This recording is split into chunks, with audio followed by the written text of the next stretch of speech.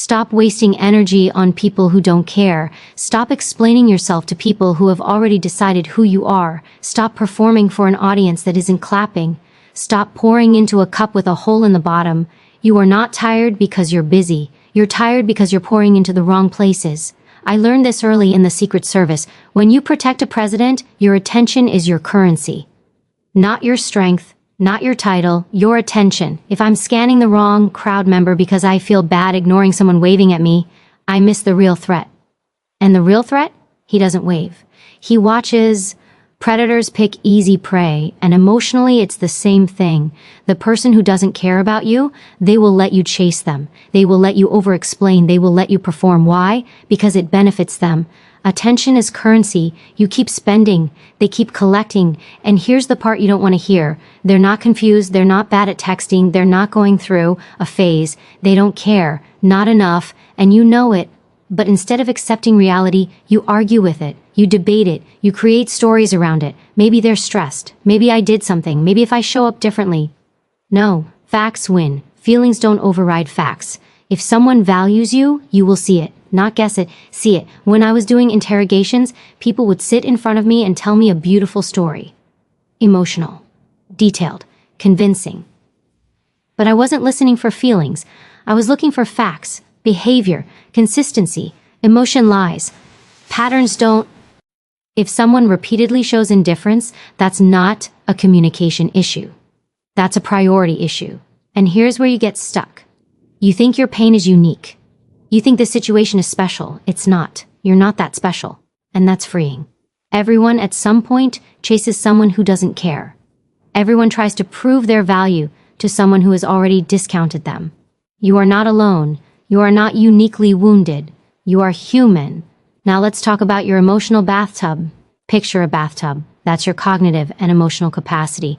Every stressor, every argument, every unanswered text, every replayed conversation, that's water filling the tub. You keep turning the faucet on. They didn't respond. Water. They seem distant. Water. Maybe I should send another message. Water. And you never pull the drain. Eventually it overflows. Then you say, I'm overwhelmed. No, you're overloaded. Protect your bathtub. Take things out. Don't keep adding. Here's the brutal question. Why are you fighting to stay where you're tolerated but not valued? Why does it matter so much that this person validates you? Who are you trying to convince, them or yourself? I once consulted for a corporate executive who was burning himself out trying to win over a board member who clearly didn't respect him. He'd rewrite emails 5 times, rehearse presentations for hours, analyze every facial expression in meetings. I asked him one question. If every bar you go to, you get into a fight, is it the bar? He laughed. Then he went quiet. The board member wasn't his problem. His need for approval was. Read that again in your head. It's not about them not caring. It's about you needing them to. You always have a choice. Stay and accept the dynamic. Adapt your expectations or leave, but stop trying to change people. People are icebergs. What you see is the tip. Underneath, beliefs, habits, trauma, character. You don't melt an iceberg by yelling at it. You either navigate around it or you change course. Stop trying to impose your standard of care onto someone who doesn't operate that way. Who are you to impose?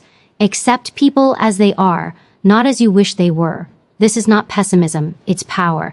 Because the second you accept reality, you regain control. Right now you're negotiating with reality. That's exhausting. Accept it. They don't care enough. They don't show up consistently. They don't prioritize you. Okay, now what are you going to do? We're going to talk about why you keep chasing, why your brain gets hooked on indifference, and why rejection feels addictive. Because this isn't just about them. It's about your wiring. And once you understand that, you stop chasing. You choose. Let's go deeper. Why do you keep chasing people who don't care? It's not love. It's not loyalty. It's not having a big heart.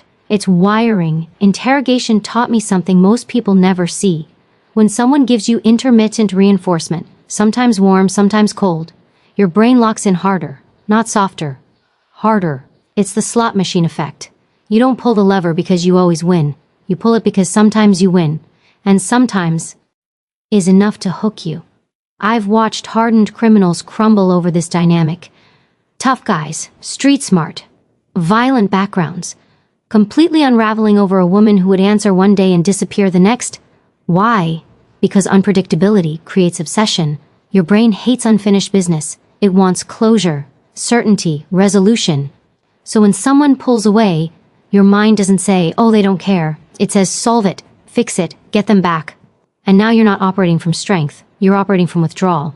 That's not love. That's dopamine. I had a young agent once who kept trying to win over a supervisor who clearly didn't respect him. Every time the supervisor gave him a tiny compliment, he'd light up. For weeks he'd work twice as hard chasing that next crumb. I pulled him aside. You're starving, I told him.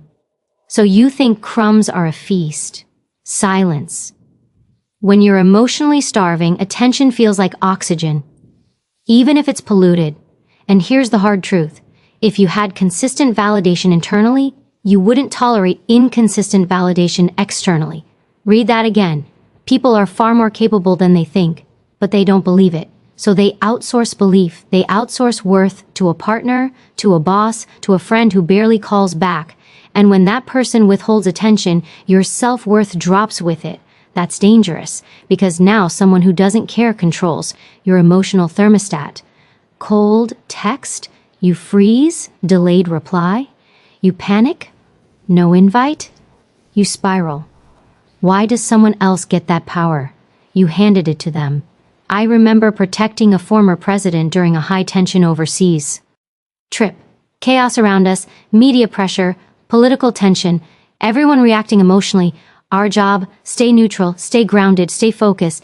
If we reacted to every shout from the crowd, every insult, every distraction, we'd lose the mission. Your life is the mission. But you keep reacting to every emotional shout from someone who isn't invested. That's not focus. That's leakage. Let's go back to the bathtub. Intermittent attention is like someone turning the faucet on and off randomly. You stand there staring at it. Is it filling? Is it stopping? Is it starting again? Meanwhile, the tub is still filling. You're still draining energy. You want closure from someone who benefits from your confusion. Let me say that again. You want clarity from someone who benefits from your uncertainty. Why would they change that?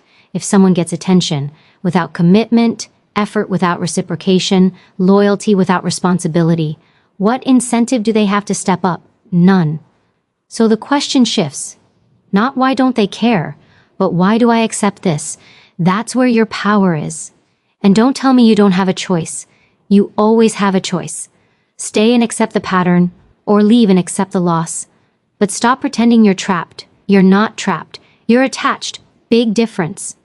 Attachment says, I need this specific person. Strength says, I need mutual effort.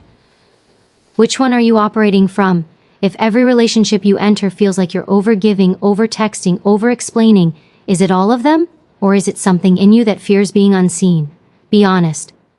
Because until you are, you will repeat this pattern with a different face, different name, same dynamic.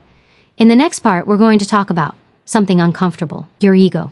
Yes, your ego, because sometimes you're not chasing love, you're chasing the need to win. And that's a short-term rush, long-term poison. Let's talk about your ego, because sometimes you're not chasing connection, you're chasing conquest. You don't want them, you want to win them. That's ego. I've seen this in interrogations more times than I can count. A suspect refuses to talk. Cold, closed, dismissive, and young investigators start taking it personally. He's not going to disrespect me. I'll break him. I'll get him to talk. Now, it's not about truth. It's about winning. And when you make it about winning, you lose perspective. Same thing in relationships. Someone pulls back. Someone doesn't prioritize you. Someone treats you as optional. And instead of saying, okay, noted, you say, watch me be better. Watch me look better. Watch me succeed more. Watch me prove you wrong. You're not trying to build love. You're trying to repair your ego. Here's the problem. If you win someone who didn't value you, what exactly did you win? Think about it. You convinced someone to care who didn't care naturally. That's not victory. That's maintenance. Now you have to keep performing to keep them. Exhausting. Short-term ego boost. Long-term emotional debt. And let's be honest. Some of you don't even like the person that much. You just don't like rejection. Rejection scratches your pride. It whispers, you're not enough. And instead of challenging that whisper internally, You go externally hunting for proof that it's wrong. I learned this the hard way. Haha. I did. Early in my career, I was assigned to a senior agent who was sharp, disciplined, and blunt. Very blunt. Nothing I did impressed him. Nothing. Every report I wrote, he'd tear apart. Every suggestion, he'd question. I felt invisible. So what did I do? I doubled down, longer hours, extra prep, overthinking every word, trying to earn approval. One night he pulled me aside and said, "You're not here to impress me, you're here to do the job." That hit. I was burning energy trying to be validated by someone who wasn't designed to validate. He wasn't cruel, he was consistent. I was the one adding the emotional storyline. Read that carefully. Sometimes the person isn't withholding care, they just operate differently. Iceberg, you see the tip, stoic, distant, quiet. Underneath, their wiring, their culture, their personality.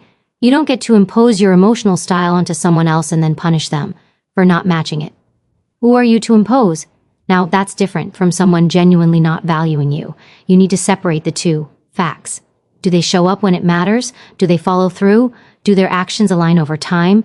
Patterns, not feelings. Patterns. If the pattern is indifference, walk. If the pattern is consistency without theatrics, adjust.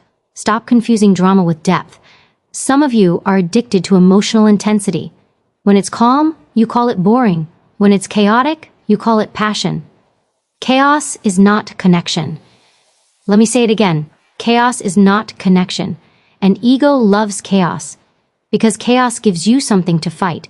But mature strength, it's quiet, it doesn't chaz, it doesn't beg, it doesn't over-explain, it observes, then it decides. You are far more capable than you think. You can survive someone not choosing you. You can survive not being the favorite. You can survive being misunderstood. You will not die from it. But your ego tells you that you will. So here's your action. Ask yourself, am I trying to build something mutual or am I trying to win? Write it down. Be honest. Because in the next segment, we're going to talk about something even harder. The fear of being alone, and why that fear keeps you chained to people who barely care. Let's talk about the real driver. It's not love, it's not ego, it's fear. Fear of being alone. I'm going to be blunt. Most people don't stay in low-effort relationships because they're deeply in love. They stay because silence scares them. An empty house, a quiet phone, no good morning text. That silence feels like rejection. But silence is not rejection, it's space. And space exposes you to yourself. That's what you're avoiding. I remember working a long protective shift overseas. 12 hours on post. No stimulation, no conversation. Just standing, scanning, thinking. You learn very quickly whether you were comfortable in your own head. Some agents would fidget constantly. Checking gear, adjusting nothing, talking just to fill the quiet. Why? Because stillness forces you to meet yourself.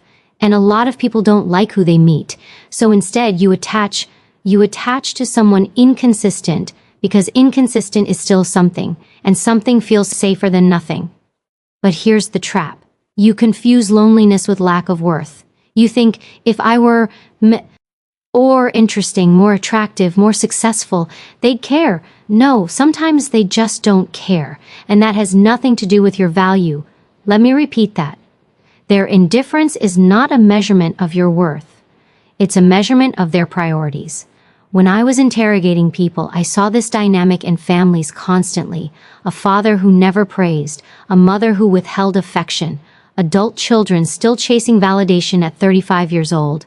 One man sat across from me, hardened, tough exterior, and when we got into his background, he admitted he'd built his entire career trying to impress a father who barely spoke to him. 35 years of chasing. 35. At some point, you have to ask yourself, how long are you willing to wait for someone to become who you need? How long? 5 years? 10? A lifetime? You always have a choice. Stay and accept, or leave and grow. But stop hovering in the middle, hoping. Hope without action is emotional procrastination. And here's something else. Low vibration. People will drown you. If someone operates in apathy, chaos, inconsistency, and you stay close, their emotional frequency becomes yours. Energy transfers. You don't stay dry standing next to someone thrashing in water. You get wet. I use this metaphor all the time. If someone is drowning and you jump in without training, what happens? They grab you, they panic, they pull you under. Now there are two drowning people. You think you're being loyal, you think you're being patient, but sometimes you're just afraid to swim to shore alone. Being alone is not failure. Being alone is recalibration. It's draining the bathtub, taking things out, not adding more noise. And yes, the first few days feel uncomfortable. The first few weeks feel quiet. Your brain will crave the chaos. It will crave the unpredictability, withdrawal. That doesn't mean you made the wrong choice. It means your nervous system is detoxing. You are far more capable than you think. You can sit in quiet. You can survive space. You can rebuild without constant validation, but only if you stop running from solitude. Here's your assignment. Spend intentional time alone without distraction. No phone, no texting, no checking their social media. Just sit. Notice the discomfort. Don't run from it. Because in the next segment, we're going to talk about boundaries and why saying no feels like you're doing something wrong when you're actually doing something powerful. Now we talk about boundaries and why every time you try to set one, you feel guilty. Let me make this simple. If someone doesn't care about you and you suddenly stop overgiving, stop over texting, stop over explaining, they will notice, not because they miss you, because they miss the access. Access to your time, access to your attention, access to your emotional labor. And when access changes, people react. I've watched this happen in high-level protective environments. When access to a principal tightens, people who are used to walking in freely get irritated. Why can't I just go in? Why the new protocol? Because access is privilege, not a right. Your life is the same. You made someone's access unlimited. Now you're shocked they treat you casually. Unlimited access creates limited appreciation. Facts. I once consulted for a woman who complied. Net her partner didn't prioritize her, but she was always available, always flexible, always adjusting her schedule to his. I asked her, if you're always there no matter what he does, what exactly does he risk losing? Silence. Nothing. Boundaries introduce consequence, and people who don't care about you, they don't like consequence, so what do? They test you. They'll say you're being dramatic. They'll say you've changed. They'll say you're too sensitive. Translation, you're no longer convenient. That discomfort you feel when you say no, that's not wrongdoing. That's unfamiliar strength. You're not used to protecting your energy. You're used to earning your place. Big difference. Let me tell you something from interrogations. When you give a suspect too much room, too much comfort, too much reassurance, they relax into manipulation. But when you calmly tighten the structure, when you become clear and consistent, dynamics shift, not loud, not emotional, just firm. Boundaries are quiet. They're not speeches. They are not threats. They're behavior. You stop replying instantly. You stop rearranging your life. You stop explaining your worth. And here's the key. You don't announce the boundary. You live it. Strong people don't declare I'm setting a boundary. They just operate differently. If someone adjusts and rises, good. If someone disappears because you're no longer over-functioning, also good, because now you have data. Facts win. And here's where your mind plays tricks on you. You think, if I pull back, I'll lose them. Let me ask you something. If you have to overextend to keep someone, do you actually have them? Or renting them with effort? You are far more capable than you think. You can survive someone being disappointed. You can survive someone calling you different. You cannot survive long-term self-betrayal without damage, short-term harmony, long-term resentment, or short-term discomfort, long-term respect. Pick your pain, because pain is coming either way. In the next segment, we're going to talk about identity. Who you become when you stop chasing people who don't care, and why that version of you is dangerous in the best possible way. Let's talk about who you become when you stop chasing, because this isn't just subtraction, it's transformation. When you stop wasting energy on people who don't care, something strange happens. You get your mind back, you get your focus back, you get your self-respect back, and self-respect is quiet power. I saw this shift happen in agents all the time. There was one young woman early in her career, sharp, disciplined, but constantly trying to prove herself, over-volunteering, over-speaking, over-correcting. You could feel the effort on her. Then one day, it changed. She stopped explaining, stopped seeking approval, stopped overextending. She just did her job. Clean, precise, consistent. You know what happened? People leaned in, because confidence isn't loud, it's contained. When you stop chasing attention, your presence becomes heavier. Let me explain something. When you're constantly reaching outward, texting first, apologizing first, fixing first, your energy is scattered. Scattered energy feels weak. Contained energy feels strong. It's the difference between a flashlight and a laser. A flashlight. Tea spreads everywhere. A laser cuts. Right now, many of you are flashlights. When you stop chasing people who don't care, you become a laser, focused, directed, intentional, and that changes how people respond to you. Predators don't approach difficult prey. Low-effort people don't invest in high-standards environments. If someone senses you'll tolerate anything, they'll offer the minimum. If someone senses you require consistency, they either rise or leave. Both are wins. Let's go back to the bathtub. Every time you remove one draining relationship, one one-sided dynamic, one attention vampire, you lower the water level. Suddenly you have space. Space to think, space to build, space to rest. And here's the part no one tells you. When you stop chasing, you will feel powerful and lonely at the same time. That's normal. You've removed noise. Now it's quiet. Quiet can feel empty before it feels peaceful. Stay there. Don't run back to chaos just because calm feels unfamiliar. I learned this lesson personally. There was a period in my life where I pulled back from several relationships that felt imbalanced. Not dramatic, just draining. At first, silence. No constant notifications, no random calls, no emotional swings. Part of me thought, did I overreact? But then something happened. I started sleeping better, thinking clearer, training harder. My standards didn't shrink, my circle did, and my quality of life went up. Let me say something that might sting. Not everyone is meant to go with you where you're going. Some people are chapter characters, not lifetime characters. And if you keep dragging chapter characters into every stage of your life, you delay growth. You always have a choice. Cling to familiarity or step into evolution. But don't pretend you don't know the difference. You feel it. When someone truly cares, your nervous system relaxes. When someone doesn't, you feel unstable. Stop overriding that signal. Your body keeps score. In the next segment, we're going to talk about standards, not fantasies, not unrealistic expectations, but grounded, non-negotiable standards. Because once you stop chasing, you need something stronger to stand on. Now we build standards, not fantasies, not fairy tales. Standards. There is a difference. A fantasy says they should text me all day. A standard says communication is consistent. A fantasy says they should never upset me. A standard says we handle conflict with respect. One is emotional, one is structural. When I worked protection, we didn't operate on vibes. We operated on protocol, clear, written, non-negotiable. Why?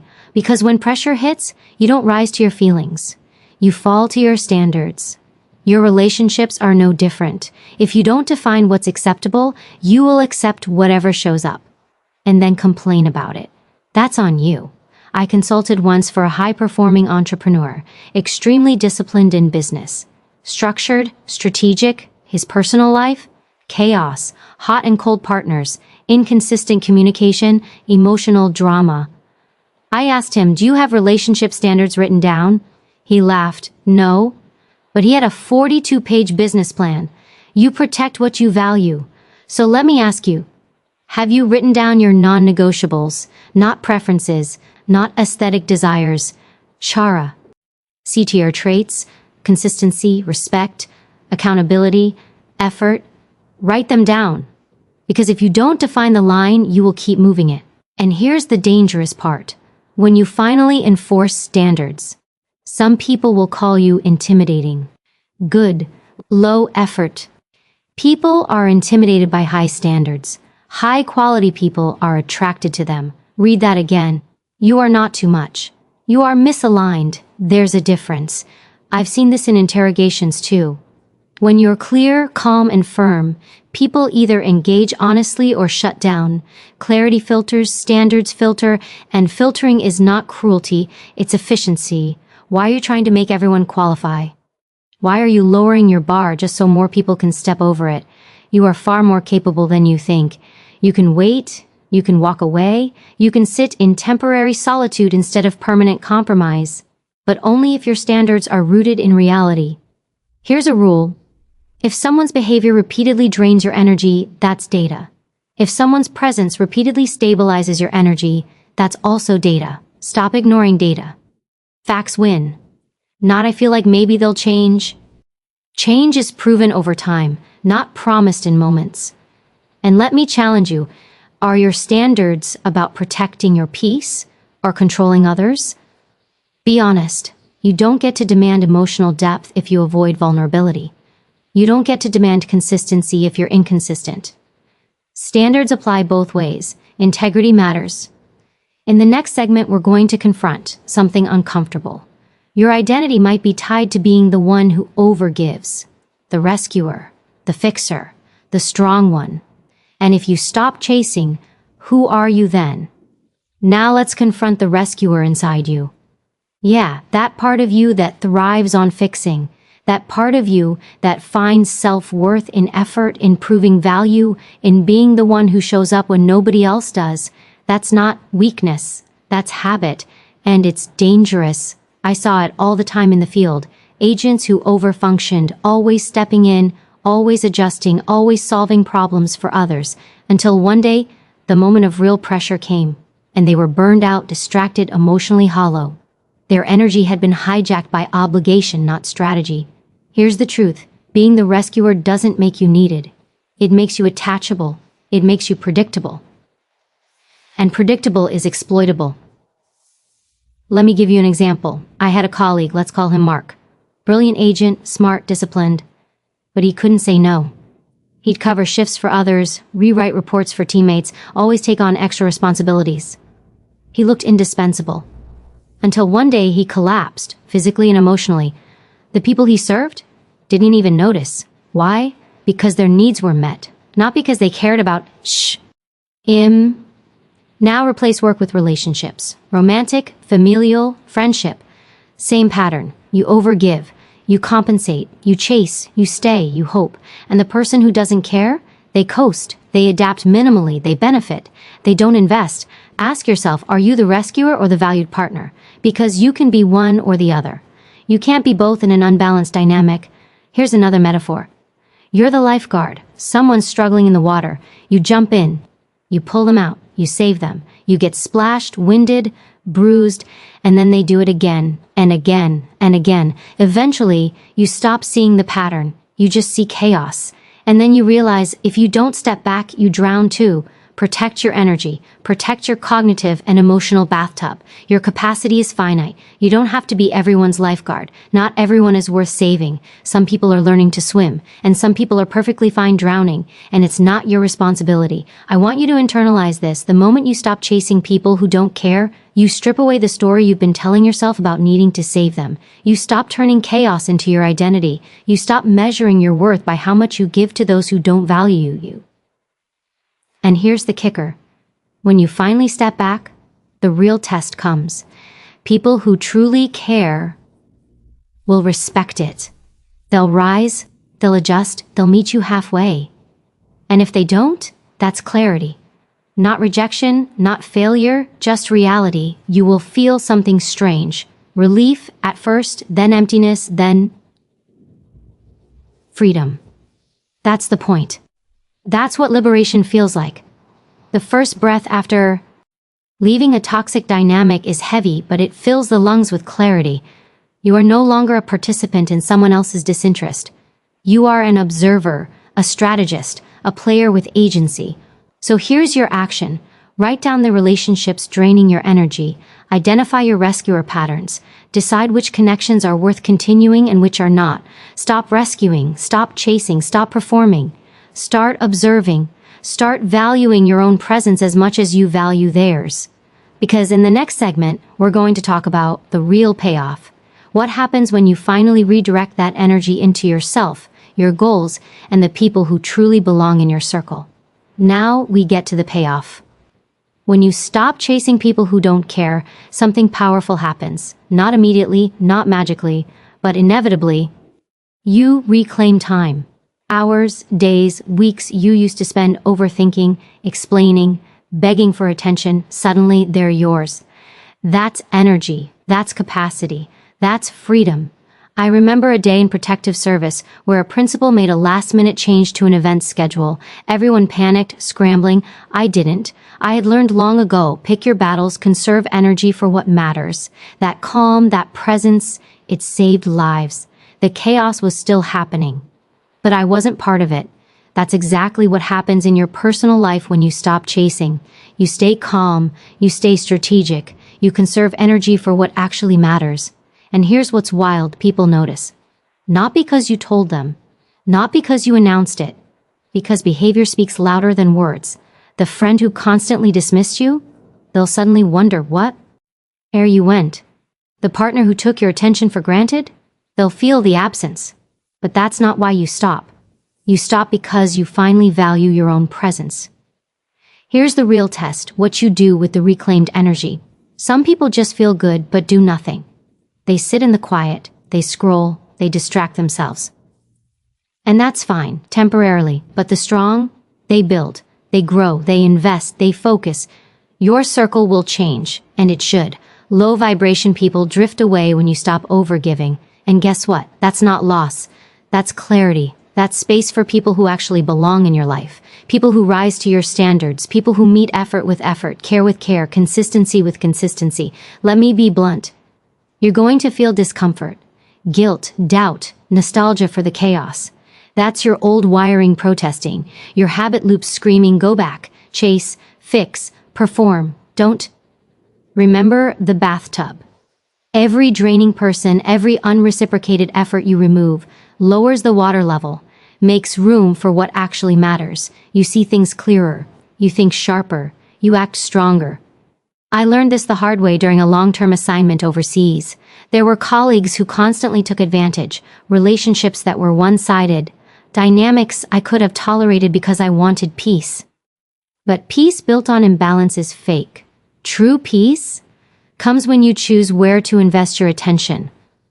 Only when you stop giving what isn't earned. And here's the ultimate payoff: self-reliance, confidence, resilience. When no one is validating you constantly, you validate yourself. When no one is chasing your energy, you protect it. When no one is controlling your emotional thermostat, you set it. Your life becomes intentional. You stop reacting to everyone else's behavior. You start operating according to your standards. You choose every day, every interaction, every relationship. And that choice, it's addictive. In a good way. The clarity feels better than any temporary approval. The quiet feels better than chaos. The respect you give yourself feels better than constant validation from those who wouldn't earn it anyway. Here's your action step. Take one relationship you've been overgiving to. Step back. Observe. Measure. Decide if it meets your standards. Act accordingly. Protect your bathtub. Protect your peace. Protect your attention. Next, we wrap it all together. We pull the threads, the fear, the ego, the rescuer, the boundaries, the standards, into a practical, unstoppable strategy. Here's the final segment. The blueprint for not wasting energy on people who don't care. Everything ties together, no fluff, no excuses. Step 1, see the facts, stop arguing with reality. If someone repeatedly shows indifference, disinterest, or inconsistency, that's a fact, not a feeling, not a story. Fact, write it down. Observe the pattern. Stop debating it in your head. Stop creating maybe scenarios. Facts win. Always. Step 2, protect your bathtub. Your energy, your time, your focus. That's your capacity. Every draining conversation, every over-explained text, every emotional labor you give without return, that's water in the tub. You decide what stays, what drains. Take things out. Stop adding more. Protect your cognitive and emotional space. Step 3, stop rescuing. You are not responsible for someone else's growth, feelings, or priorities. You're responsible for your own. Stop being the lifeguard to people who don't want to be saved. Stop fixing. Stop overgiving. Stop performing. You'll realize quickly who belongs in your life and who's just using it. Step 4, set non-negotiable standards. Not fantasies, not preferences, standards. Consistency, respect, accountability, effort. If behavior violates standards, act. If it aligns, invest. Protect your boundaries. They filter the chaos from the worthy. Step 5. Face your fear of solitude. Being alone is not failure. It's recalibration. It's the pause before growth. Stop running back to noise just because quiet feels uncomfortable. You are stronger than you think. You can sit in silence. You can breathe. You can rebuild. Step 6. Observe patterns, not moments. A single compliment, a random check-in, a one-off apology, irrelevant. Look at consistent behavior over time. That's the data. Patterns don't lie. Facts win. Step 7. Redirect energy intentionally. The time and focus you once wasted on indifference, pour it into yourself, your skills, your growth, your passions, your circle, the people who show up consistently, who elevate your energy, who meet effort with effort. That's where power multiplies. Step 8. Detach ego from outcomes. Stop chasing to prove, impress, or win. Stop needing them to change. You are not too much. You are not failing. You are aligning with reality. Ego wants drama. Strength wants clarity. Choose clarity.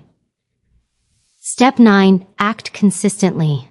Boundaries, standards, and energy protection are useless if they aren't enforced consistently. You don't negotiate every day. You live it. Calmly, firmly, without drama, without explanation. That's how you reclaim power. Step 10. Choose freedom daily. Every interaction, every relationship, every emotional investment, you choose. Don't hand your power to people who don't value it. You always have a choice, even when it feels like you don't. And the moment you act on that choice, that's when your life changes. Not someday, not maybe, now. Let me leave you with this. You are far more capable than you think. You can survive disinterest. You can survive silence. You can survive being unseen. But only if you stop negotiating with the wrong people. Only if you stop performing for the indifferent. Only if you stop chasing what wasn't meant for you. Write it down. Guard your bathtub. Live by your standards. Protect your peace. And never forget, freedom is never given. It's chosen. Every single day. You are not a caretaker for the uncaring. You are the keeper of your own life. Start treating it that way.